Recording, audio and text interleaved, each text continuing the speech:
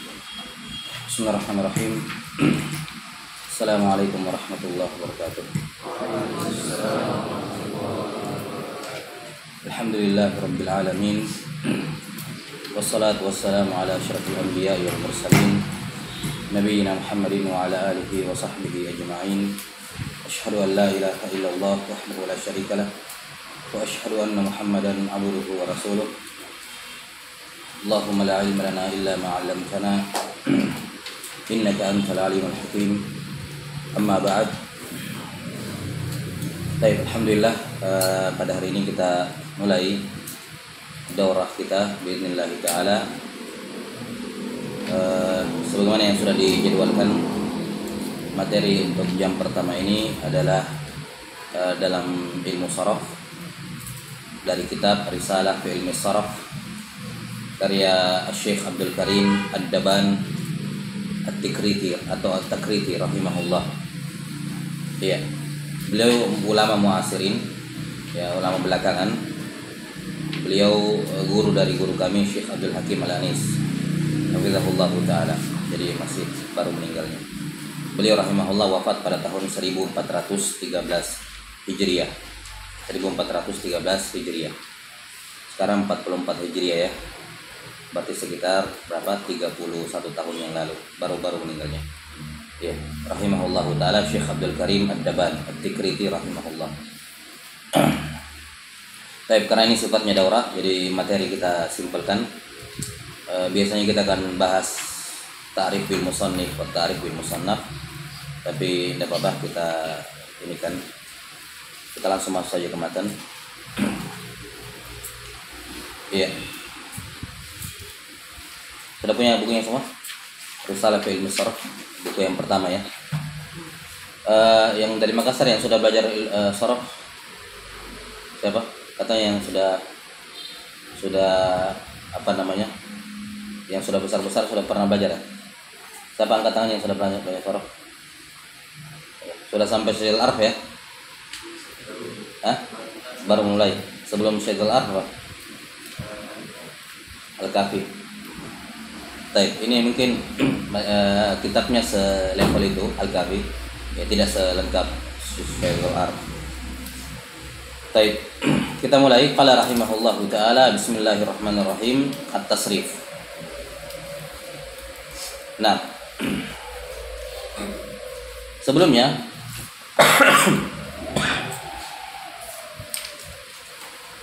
orang-orang Arab ketika ingin mentakbir, ketika ingin mengungkapkan sesuatu dalam hati, dan ini perlu diketahui bahwasanya kalam, kemampuan seorang berbicara ini merupakan nikmat dari Allah Subhanahu wa taala.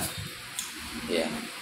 Kenapa? Karena dengan kalam ini seorang bisa mengeluarkan apa yang ada dalam hatinya. Ya, kalau ada sesuatu dalam hati terus kita nggak tahu cara mengungkapkannya, tentunya ini hal yang bisa menimbulkan kezaliman satu sama lain.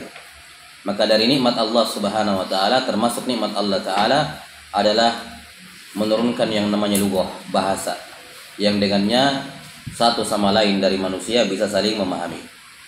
Nah, secara umum manusia dalam bahasa apapun, bukan hanya dalam bahasa Arab, termasuk bahasa Indonesia, ketika seorang memiliki suatu makna, sesuatu yang dia ingin ungkapkan dari dalam hati kepada orang lain, maka itu melalui 3 fase, 3 langkah.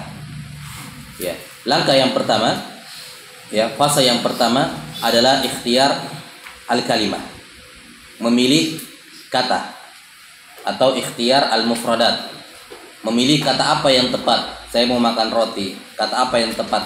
Ya, roti tentu saja, khubuz dalam bahasa. Ya. Jadi kalau kita ingin sesuatu dalam hati kita, terus kita mau beritahu sama orang, maka yang pertama kali adalah kata apa yang saya mau pakai. Kata apa yang saya mau pakai. Kemudian yang kedua, kata ini saya rangkai dengan kata apa? Saya mau, saya minta, atau tolong beri saya, dan semacamnya. Intinya apa?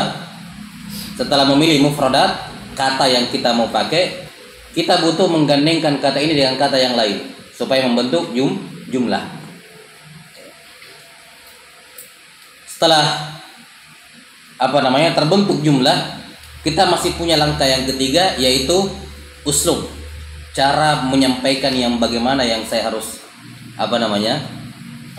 ungkapkan. Misalnya saya mau makan, apakah saya bilang kasih saya makan, beri saya makan, tolong beri saya makan, atau yang semacamnya, yang mana semuanya mengarah kepada hal yang sama tapi dengan uslub yang berbeda. Mana yang sopan, mana yang kasar, mana yang lebih halus lagi, kan begitu. Nah, dalam bahasa Arab, fase yang pertama ketika seorang memilih kata, itu tugasnya ilmu sorof. Jadi sorof itu kerjanya apa? Membentuk kata. Membentuk apa? Kata yang kita mau ungkapkan. Kalau dalam bahasa Arab katakan kalimat, ya jelas.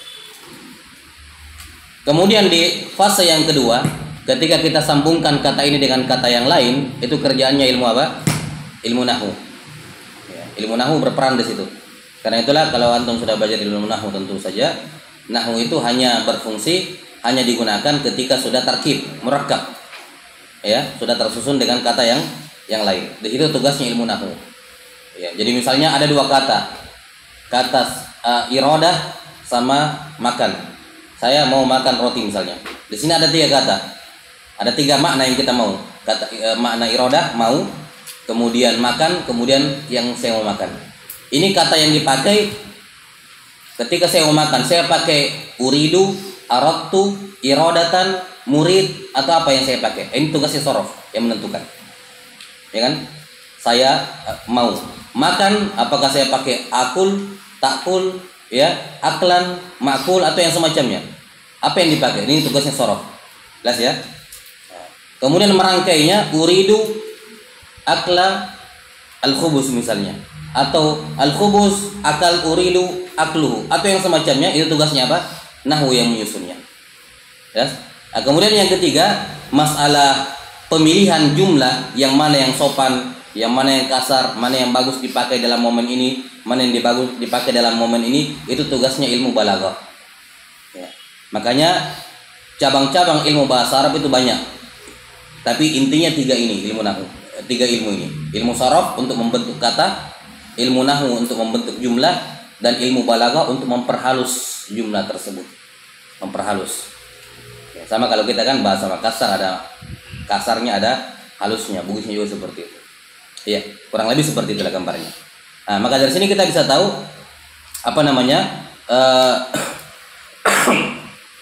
pentingnya ilmu sharaf.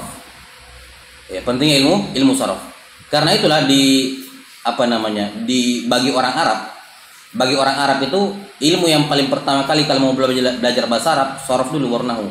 Kalau orang Arab, sharaf dulu baru nahwu. Mereka tidak perlu belajar muhadasah karena dari kecil ya besar sudah langsung bahasa Arab, kan begitu ya.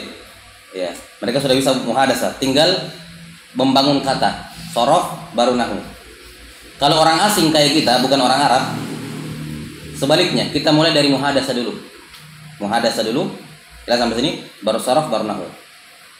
Kenapa butuh muhadasah dulu? Karena uslub dan cita rasa bahasa Indonesia dengan Arab itu beda. Makanya kalau orang belum belajar muhadasah sama sekali, langsung belajar nahwu sharaf, itu bakal kesulitan. Ya, bakal kesulitan. Kenapa? Karena mufradatnya masih kurang. Nah, kemudian cita rasa bahasanya dia belum rasakan bahasa Arab. Ya, makanya sebagian masyayikh mengatakan kalau non Arab itu belajar muhadasah dulu, baru nahwu, baru sharaf, baru nahwu. Tapi kalau orang Arab belajar sharaf dulu, baru nahwu. Nah, muhadasah mereka sudah bisa dari kecil, kan begitu. Baik. Maka di sini kita bisa tahu apa tugasnya ilmu sharaf, yaitu untuk membentuk kata. Untuk membentuk apa? Membentuk kata. Saya mau ini, bagaimana kata apa yang saya mau pakai? Saya mau tidur, kata apa yang saya mau pakai? Saya mau makan, kata apa yang saya mau pakai? Dan seterusnya. Baik, itu fungsinya ilmu sharaf. Iya. Ilmu sharaf pertama kali dibukukan ya menjadi disiplin ilmu tersendiri oleh seorang alim yang bernama Mu'adz ibnu Muslim al-Harra. Mu'adz ibnu Muslim al-Harra sebagaimana disebutkan oleh As-Suyuti rahimahullahu taala. Iya, Mu'adz ibnu Muslim al-Harra. Beliau yang dikenal sebagai peletak pertama dari ilmu as-sarf. Wallahu a'lam bissawab. Iya.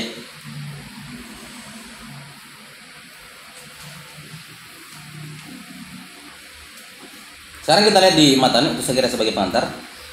Qala rahimahullah mendefinisikan ilmu saraf. Kata beliau bismillahirrahmanirrahim at-tasrif. At-tasrif. At-tasrif definisinya sebelumnya secara bahasa saraf itu memiliki beberapa makna. Di antaranya makna at-tahwil. Ya, bermakna apa? At-tahwil. Iya. Berubah, berpindah. Dan juga bisa bermakna at-taghyir. At-taghyir sama berubah. Misalnya dalam firman Allah Ta'ala wa tasrifir riyah. Tasrif ar-riyah, yakni angin dipindahkan arahnya. Tadinya bertiup ke sana, dipindahkan bertiup ke sini. Itu makna saraf atau tasrif secara bahasa, yakni at-tahwil atau at-taghyir, memindahkan atau merubah. Adapun secara istilah, beliau rahimahullah berkata, tasrif adalah ilmun yubhatsu fi ahwali binyatil kalimatil arabiyyah. Ilmun yabhatsu fi ahwal binyatil kalimatil arabiyyah. Tasrif adalah ilmu, suatu pengetahuan yang membahas mengenai ahwal, kondisi, keadaan, biniyah, bangunan, al-kalimatil arabiyyah, kata-kata dalam bahasa Arab. Kata-kata dalam bahasa Arab. Ilmu yang membahas mengenai biniyah, bangunan, keadaan, bangunan kata dalam bahasa Arab. Ya. Kalau misalnya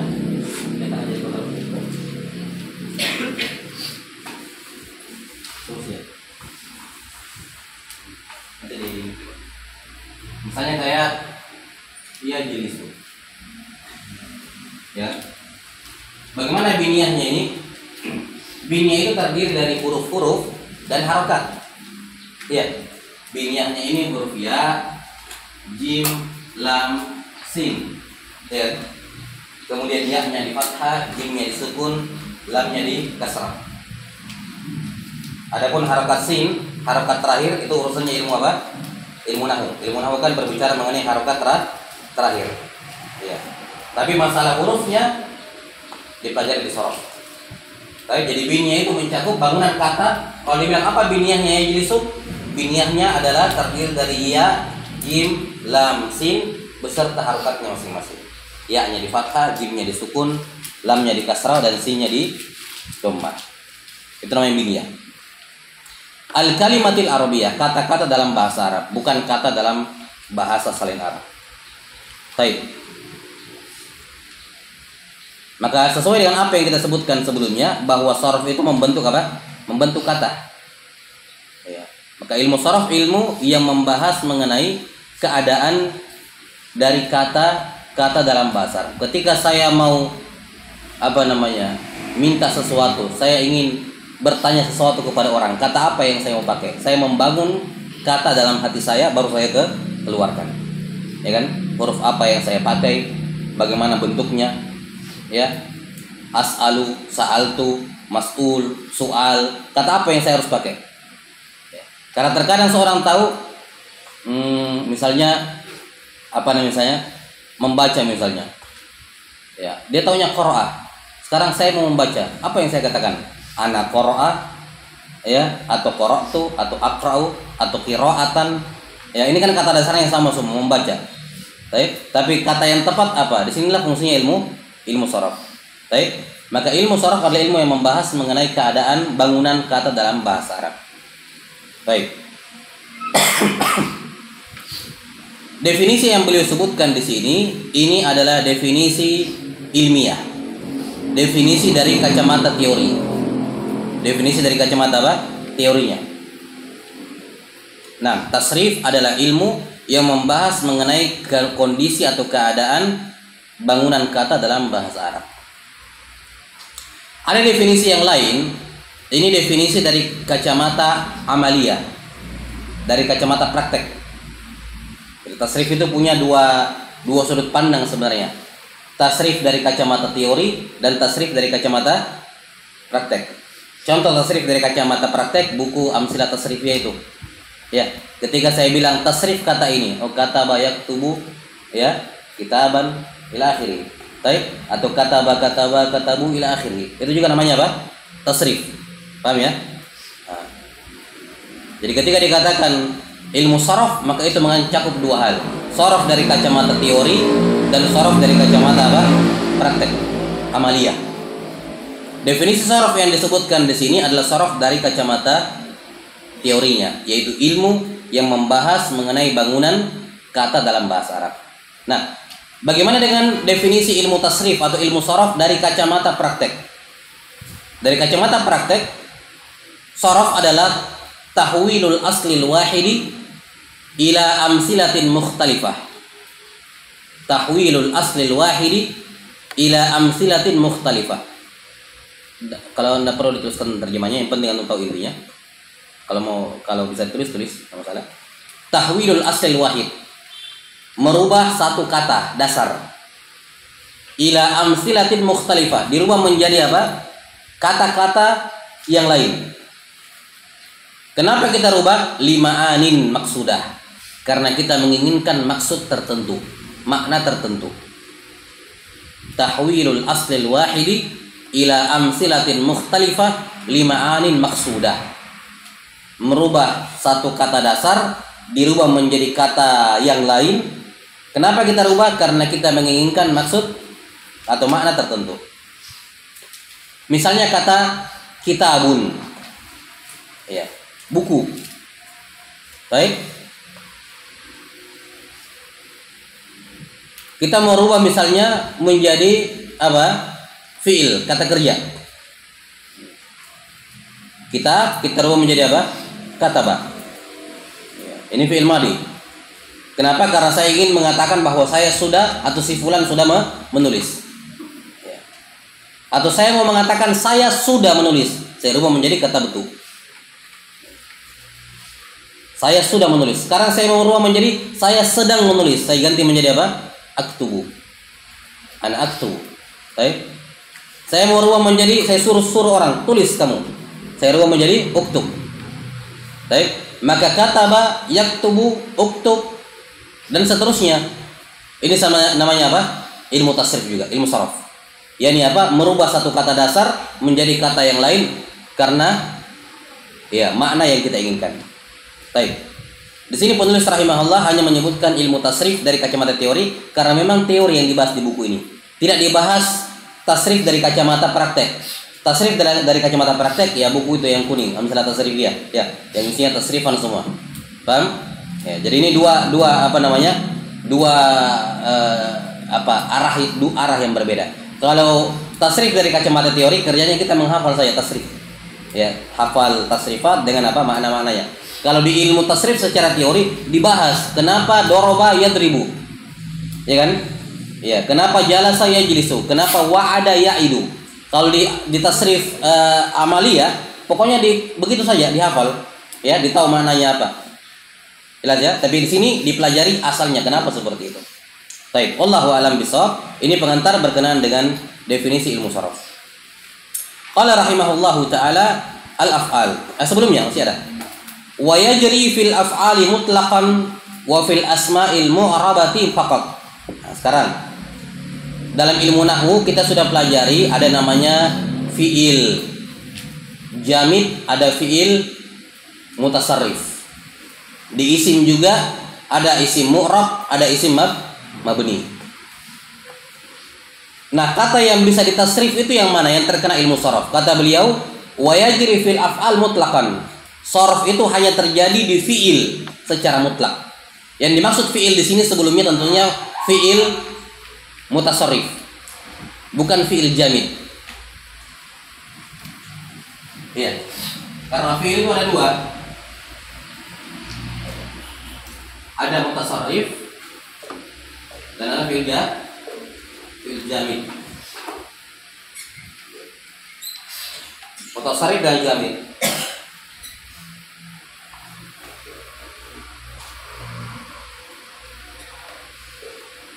Ya.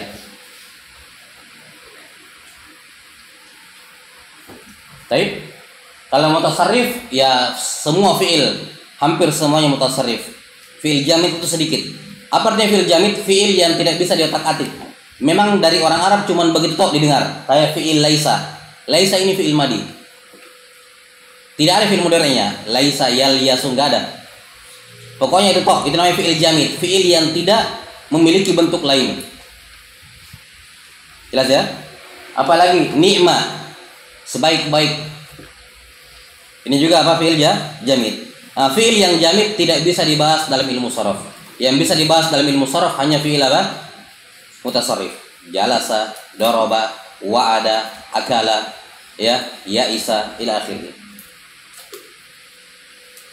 Jadi kalimat penulis di matan wa yajri fil afal disebutkan juga di footnote-nya di bawah ya. Ai al-mutasarrifah, gitu ya di catatan kakinya. Jadi yang dimaksud dengan fi'il di sini bukan semuanya tapi fi'il mutasarrif. Mutlaqan semua fi'il selama mutasarrif maka dia mutlak bisa ditasrif. Bisa dibahas dalam ilmu sharaf, bisa dibahas dalam ilmu sharaf. Yang kedua fil asma pada isim. Nah, isim yang bisa disorof yang dibahas dalam ilmu sharaf cuman isim yang mu'rab saja.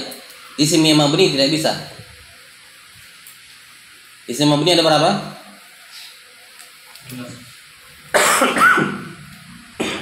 Isim domir lagi? Syarah, mausul lagi? Simubham, syarah, mausul. Sim fi'il amr, isim fi'il, terus sim istifham, sim syarat, ya kan? Ada 7. Ini isim-isim yang mabni ini tidak bisa diapa-apai. Alladzi, gimana cara ditasrif alladzi? Enggak dibahas dalam ilmu nahwu, dalam ilmu sharaf. Jadi yang dibahas dalam ilmu sharaf hanyalah isim-isim yang mu'rab saja. Bukan isim yang mabni. Isim mabni kan sedikit. Cuma 7 secara umum. Iya. Maka dari sini sudah menyempit ya, sudah menyempit. Jadi sharaf intinya berbicara mengenai cara membentuk kata yang kita maukan dalam hati kita, bagaimana kata apa yang kita mau gunakan, itu fungsinya ilmu sharaf di situ. Kemudian sharaf hanya membahas fi'il yang mutasarrif dan isim yang mu'rab. Baik, ini kesimpulan di definisi ilmu sharaf. Qala rahimahullah al-af'al. Sekarang pindah ke masuk ke af'al. Beliau rahimahullah membahas mengenai tasrif dalam fi'il. Ya. Kenapa tasrif dalam fi'il yang dibahas di sini? Karena tasrif dalam isim itu luas sekali, banyak sekali. Iya. Jelas sampai sini. Dan kebanyakannya simai. Tapi kalau tasrif dalam fi'il itu qiyasi, bisa kita bentuk. Kalau isim kayak nama orang, gimana caranya bikin wazan? Ya, apa namanya, bikin aturan nama orang membebaskan begitu. Ya. Maka di sini penulis rahimahullahu taala memulai dengan pembahasan tasrif pada fi'il. Baik. Kata beliau rahimahullah al-af'al, fi'il. Ini berlaku untuk madhi, mudhari sama amar. Kata beliau rahimahullah, al-fi'il ada 2, as-sahih wal mu'tal. Fi'il itu ada 2, imma fi'il sahih wa imma fi'il mu'tal.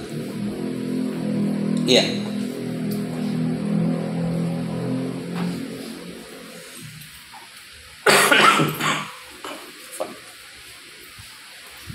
Kata beliau, al-mu'tal ini pembagian fi'il dari sudut pandang ilmu sharaf ya. Kalau ilmu nahwu kan pembagian fi'ilnya waktu, madhi, mudhari, amr. Kan begitu ya. Tapi kalau di sharaf di sini terlebih dahulu dibagi menjadi 2 dulu. Kenapa? Karena yang dibahas adalah apa? Bangunan katanya. Ini huruf apa ini yang dipakai? Jelas ya? Dari alif sampai ya. Kenapa huruf-huruf ini yang kita pakai? Karena itulah dibahas dulu pembagian fi'il dari sudut pandang apa? Huruf-huruf pembentuknya. Kata beliau rahimahullah, kita bacakan dulu baru kita jelaskan. Al-fi'lus sahih wal mu'tal. Di sebelah ada bukunya. Sebelah. Ya kawan, ada. Al-mu'tal dimulai dari mu'tal dulu karena lebih sedikit, lebih jelas ya. Al-mu'tal ma kana ahadu hurufihi al-asliyati harfu illah atau harfa illah. Fi'il mu'tal adalah fi'il yang salah satu huruf aslinya adalah huruf illat. Baik. Jadi sebelumnya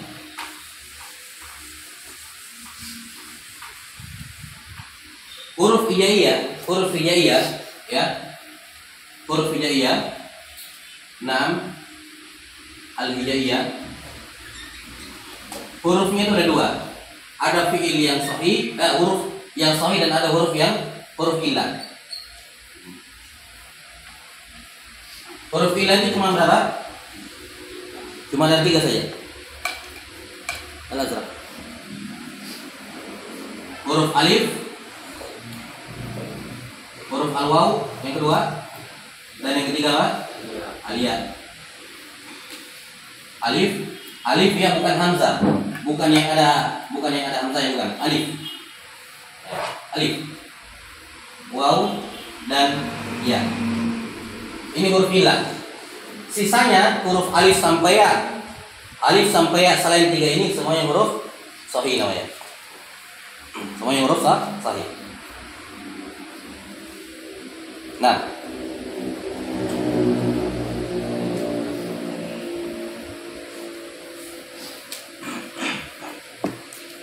baik.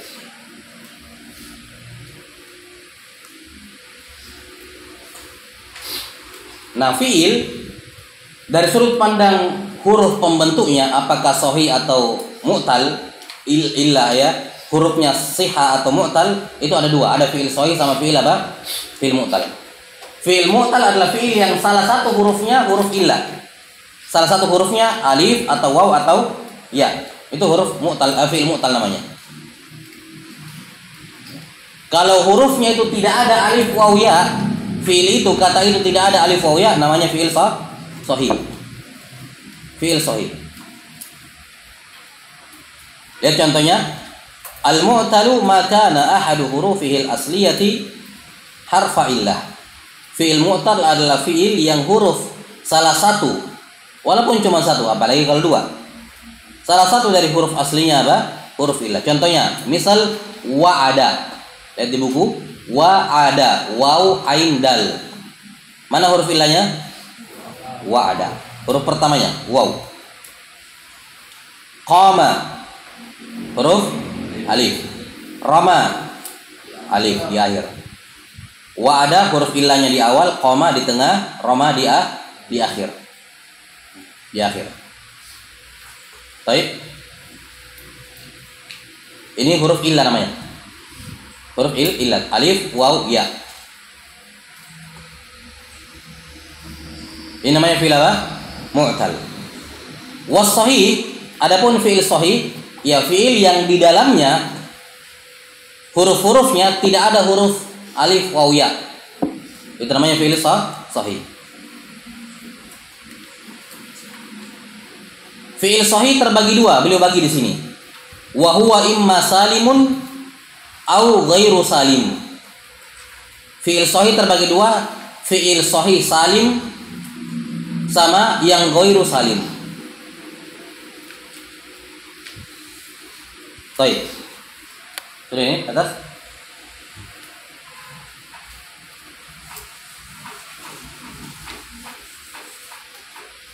Jadi al-fi'il terbagi dua. Beliau pertama disebutkan mu'tal dan apa? Sahih. Sahih terbagi dua, salim sama ghairu salim. Nah, beliau simpelkan di sini. Beliau simpelkan apa? Simpelkan di sini. Nah,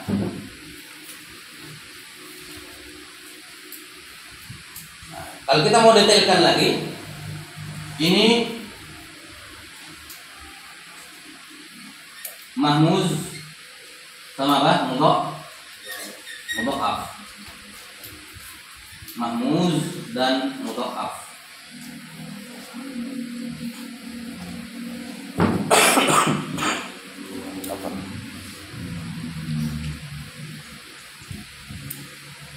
Iya. Ya, mu'tal sudah kita bahas. Mu'tal adalah fiil yang salah satu huruf aslinya adalah apa? Huruf illat. Alif, waw, ya. Nanti akan sebutkan apa maksudnya huruf asli. Karena yang namanya huruf tambahan itu pasti huruf illah. Kebanyakannya huruf illah. Kalau huruf tambahan tidak dihitung. Ya. Misalnya yadribu. Ini fiil sahih. Walaupun pakai ya, tapi hanya huruf tambahan. Baik. Jadi fiil terbagi dua, mu'tal sama sahih. Sahih terbagi dua kata penulis di sini. Yang pertama salim, yang selamat, dan yang kedua ghairu salim, yang tidak selamat. Selamat dari apa maksudnya? Selamat huruf-hurufnya dari hamzah. Jadi kalau fiil itu huruf-hurufnya tidak ada huruf illahnya, tidak ada alif, waw, ya sama sekali, maka dia masuk di fiil sahih. Baik. Kemudian kita cek lagi. Apakah di dalamnya ada hamzah atau tasydid atau tidak? Ada hamzah atau tasydid atau tidak? Kalau tidak ada hamzah, tidak ada tasydid, itu namanya salim. Itu namanya apa? Salim.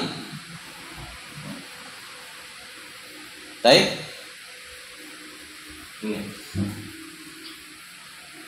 Ini hamzah. Mahmuz tasydid. Kalau ini apa tadi? Alif, waw, ya.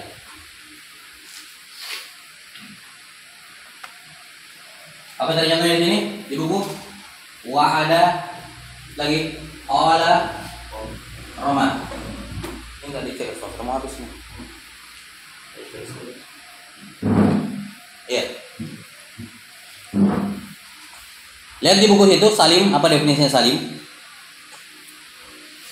Fasalimu ma salimat hurufuhul asliyah minal hamzi wat tad'if. Salim adalah fiil yang huruf-hurufnya selamat dari hamzah, tidak ada hamzanya, dan tad'if, yakni tasydid. Simpelnya tasydid. Nahwu mislu tad'if wa harfil illah. Harfil illah kan jelas. Sudah dikeluarkan dari awal kan? Karena dia fi'il sahih. Misal kataba. Ini contohnya yang salim, contohnya kataba, daraba, jalasa. Tidak ada huruf illahnya, alif waw ya tidak ada. Tidak ada hamzah di sini, tidak ada tasydid di sini. Kataba, daraba, jalasa. Ini semua namanya apa? Fi'il sahih salim. Fi'il sahih salim. Kenapa salim? Tidak ada huruf a, waw, ya, dan tidak ada hamzah, tidak ada tasydid.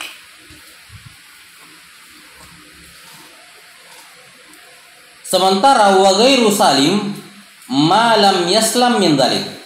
Sementara yang fi'il sahih ghairu salim adalah fi'il yang tidak selamat dari hamzah dan tidak selamat dari tasydid.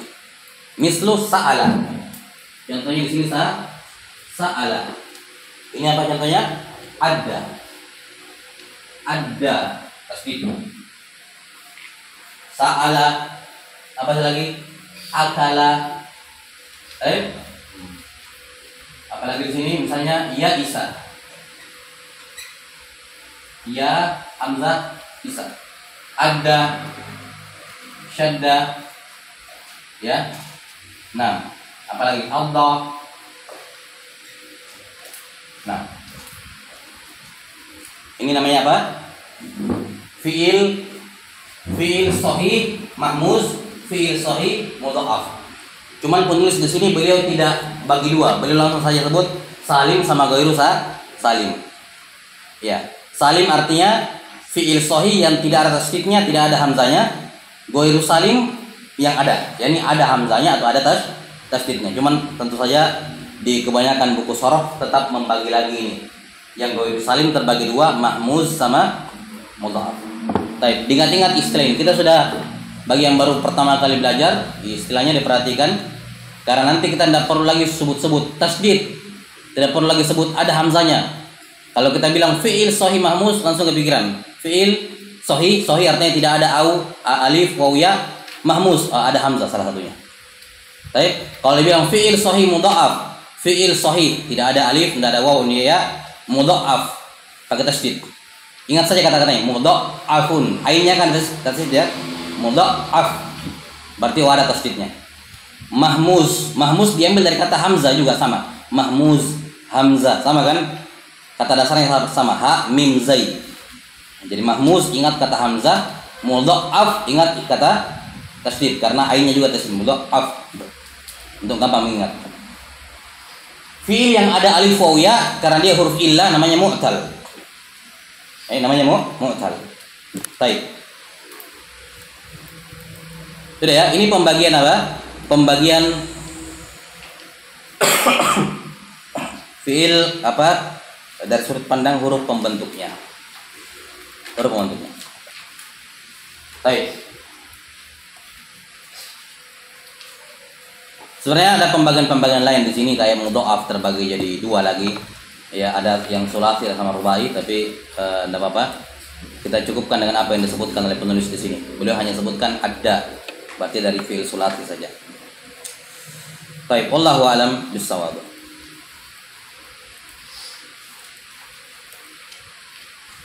Qala rahimahullah, berikutnya fiil terbagi dua dari sudut pandang yang lain sekarang. Ingat ini istilahnya sekali lagi, fiil mu'tal sama sahih. Sahih ada tiga, ya, sahih ada tiga, salim, mahmuz sama mudha'af. Jadi kalau kita nanti bilang mahmuz sudah langsung kepikiran ke sana. Ya, mudha'af dan seterusnya. Baik. Sekarang kata beliau rahimahullah, al-mujarrad wal mazid. Al-mujarrad wal mazid. Aina hidayat. Oh, salah. Marah itu. Mujarrad wal mazid. Mujarrad artinya kosong, tidak ada tambahan. Mazid artinya ada tambahan. Iya. Tajarrada artinya kalau kita orang pakaian tajarrada ini siap tidak pakai apa-apa. Nah, tidak pakai pakaian. Tajarrada lepas dari semuanya. Jelas ya? Mazid dari kata ziyadah, tambahan. Mazid artinya apa? Ada tambahan. Jadi tajarrada maksudnya al-mujarrad, yakni al-mujarrad anil mazid atau al-mujarrad anil ziyadah. Yang tidak pakai huruf tambahan. Al-mazid artinya yang pakai huruf tambahan. Baik, nanti kita bahas di pertemuan berikutnya. Di sini saya menjelaskan dulu asal.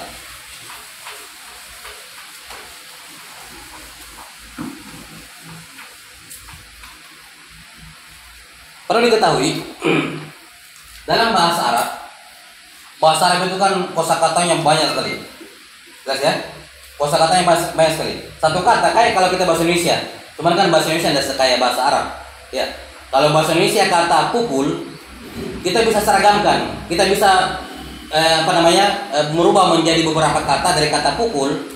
Caranya dengan menambahkan apa? Awalan, akhiran atau sisipan, ya kan? Namanya imbuhan. Pukul, kita bisa bilang memukul, dipukul, kita bisa bilang pukulan, ya kan? Ya, itu kita bisa bentuk ya. Saya tidak tahu ya, mungkin 3 atau mungkin ada yang kata yang lain. Ya. Pukulan, pemukulan, ada pe di depan, ya kan? Kan begitu ya. Jadi dari kata pukul setidaknya kita bisa rubah jadi 4. Ya. Pukul. Apa yang tadi? Memukul, dipukul, pukulan, pemukulan. Di tengah-tengahnya bisa masuk pemukul. Sisipan nama itu tengah. Masuk huruf M. Pukul dari apa? Pemukul, misalnya berubah kan? Intinya kata dasarnya apa? Pukul. Bahasa Arab juga begitu. Kata kita bisa katakan di depan, kita masukkan dari depan yaktubu, sayaktubu, ya kan? Ya, taktubu. Di akhirannya bisa yaktubuna, taktubuna, ya kan? Macam-macam bisa masuk. Di tengah-tengah juga bisa kataba, maktubun. Kurang lebih seperti itu bahasa Arab juga. Tapi ada namanya kata dasar. Nah, kata dasar inilah yang membantu kita untuk mengetahui makna kata itu apa. Kalau kita tahu apa artinya pukul, kita akan tahu apa artinya pemukul. kita akan tahu apa artinya pukulan, kita akan tahu artinya dipukul, kita akan tahu artinya apa? Pemukul. Yang penting kita tahu apa? Apa kata dasarnya pukul. Paham maksudnya? Karena maknanya tidak akan jauh beda dari kata pukul ini, tidak akan jauh beda. Bahasa Arab juga seperti itu, ada kata dasar namanya. Dari kata dasar ini kita bisa rubah menjadi banyak kata, kita masukkan di awal, kita masukkan di akhir, kita masukkan di tengah, ya kan? Tapi ada kata dasarnya. Ini kata dasar kalau kita tahu, walaupun dirubah katanya menjadi apa-apa, menjadi bentuk lain, kita bisa tahu kurang lebih maknanya seperti itu. Jelas maksudnya? Nah, tapi bahasa Arab itu kekayaannya lebih kaya dibandingkan bahasa Indonesia. Kalau bahasa Indonesia satu kata paling cuma berapa? 6-7 kata. Kalau bahasa Arab satu kata bisa dibagi menjadi banyak lagi. Jelas ya? Nah, karena itulah dalam bahasa Arab mereka mengenal istilah wazan, timbangan. Timbangan, rumus. Yang mana kata apapun bisa dimasukkan ke situ secara umum. Jelas ya? Bisa dimasukkan ke situ. Mereka mau membuat suatu timbangan kata. Tahu timbangannya? Kalau timbangan, apapun kita naikkan di situ akan ditimbang. Baik. Nah, dalam bahasa Arab ada namanya wazan. Wazan ini mereka tetapkan terdiri dari 3 huruf. 3 huruf. Kenapa? Karena kata ulama sebagian besar kata dasar ingat kata dasar tadi apa? Ya, kata dasar. Sebagian besar kata dasar dalam bahasa Arab terdiri dari 3 huruf. Sebagian besar. Ada nanti 4 huruf, ada. Tapi lebih banyak mana? 3 huruf. Sebagian besar kata dasar dalam bahasa Arab itu berapa? 3 huruf. Maka mereka mau membuat timbangan yang terdiri dari 3 huruf. Apa kira-kira ini? Huruf apa yang kita mau pakai? Dari alif sampai ya kita mau pakai apa? Mereka mengatakan kita pakai fa, ain, lam. Mereka buatlah timbangan, mereka mengatakan 3 kata ini. Jadi semua kata dasar atau hampir semua kata dasar dalam bahasa Arab bisa dikembalikan ke 3 huruf ini. Jelas? Kenapa mereka pilih 3 huruf ini? Kenapa bukan timbangannya amala, jalasa? Kenapa? Kenapa mereka pakai fa'ala? Karena apa? Fi'il itu kan umum, luas. Saya mau makan. Apakah makan dikatakan fi'il? Fi'il. Nulis, apakah dikatakan fi'il? Fi'il, perbuatan ya kan? Fa'ala itu perbuatan luas. Berbicara juga dibilang perbuatan. Berpikir, menghayal juga dinamakan apa? Perbuatan. Maka mereka kata apa? Kata fa'ala. Karena fa'ala itu fi'il yang paling luas maknanya. Baik. Kemudian 3 huruf ini mewakili masing-masing dari makhraj. Fa mewakili makhraj bibir. Ain mewakili makhraj apa? Tenggorokan. Lam mewakili makhraj lidah. Ini 3 makhraj utama dalam berbicara. Ya kan? Huruf hijaiyah makhraj utamanya bibir, tenggorokan, lidah. Fa mewakili bibir, ain mewakili tenggorokan, lam mewakili lidah. Nah, makanya mereka pilih wazannya seperti ini. 3 huruf. Jelas? Maka semua bahasa Arab, kata dasar bahasa Arab mereka kembalikan ke sini. Misalnya kayak amila. Ya. Apa wazannya amila? Ain dianggap sebagai fa, mim dianggap sebagai ain, lam dianggap sebagai lam. Jadi amila wazannya adalah fa'ila. Jalasa, apa wazannya? Jim sebagai fa di fathah, lam sebagai ain di fathah, sin fathah. Jalasa fa'ala. Ya. Wazan ini dibutuhkan supaya tidak perlu menghafal terlalu banyak mufradat. Tidak perlu terlalu banyak menghafal kosakata. Hafalkan saja kata dasarnya, yang lainnya nanti bakal ikut. Jelas sampai sini? Nah, kata dasar nanti ini ada aturannya. Misalnya kalau kata dasarnya jalasa atau misalnya kita pakai yang lain saja. Misalnya kayak syariba. Syariba. Apa wazannya syariba? Ini kan 3 kata nih. Ini 3 kata timbangan. Tinggal dimasukkan. Fa-nya adalah shin. Dia apa harokatnya? Di fathah. Ro-nya adalah ain, di kasrah. lamnya di fathah. Jadi syariba wazannya adalah apa? Fa'ila. Syariba fa'ila. Ada begitu. Nah, setelah kita tahu syariba ini wazannya fa'ila, ini tinggal dipelajari. Kata kalau wazannya fa'ila, kalau mau menjadi objek yang diminum jadinya gimana? Oh, fa'ila menjadi apa? Kalau yang diminum, yang dilakukan artinya maf'ul. Maf'ulun. Nah, sekarang masukkan syaribah ke sini. Yang mana tadi fa'nya? Shin. Ya kan? Baik, apa huruf pertamanya? Mim. Mim. Kita buat begitu dulu ya. Apa lagi? Shin ini ya. Kemudian fa'nya shin. Ainnya lam, ra. Kemudian ada waw tengah-tengah. Oh, berarti masukkan waw di sini. Lamnya ba. Tinggal dikasih harakat. Mimnya di fathah, fa-nya disukun, ra-nya di dhamma, waw-nya disukun. Maf'ul menjadi masyrub. Masyrub artinya yang diminum. Kan begitu. Nah. Jadi kalau kita hafal syaribah, tidak perlu menghafal masyrub, tidak perlu menghafal. Hafalkan saja wazannya. Kalau wazan kita tahu, kita bisa apa? Ganti-ganti. Paham sampai sini? Ya, makanya kalau orang mengetahui wazan, dia hanya butuh menghafal kata dasar saja. Sisanya tidak perlu dihafal. Dia hafal wazan saja. Kapan wazan sudah dihafal, dia sudah tahu satu kata dasar, dia bisa rubah menjadi apa? Semuanya. Nanti akan dipelajari wazan-wazan yang lain. Itu saya kira sebagai pengantar terkait dengan mujarrad sama apa? Mazid. Perhatikan, ini namanya mujarrad, kata dasar. Paham? Ini namanya apa? Ada mazid, ada tambahan huruf mim sama tambahan huruf waw. Karena kan asalnya fa'ala. Ya kan? Ya, tapi ini kan isim, nanti di fi'il mazid, tapi prinsipnya sama. Fi'il mujarrad artinya fi'il yang kata dasarnya tidak ada tambahan apa-apa. Fa, ain, lam, itu saja. Kalau fi'il mazid artinya apa? Ada tambahan selain fa, ain, dan lam. Insyaallah kita jelaskan pada pertemuan berikutnya. Wallahu a'lam bishawab. Naktafi sallallahu ala nabiyina Muhammadin wa ala alihi wasallam. Alhamdulillahirabbil alamin.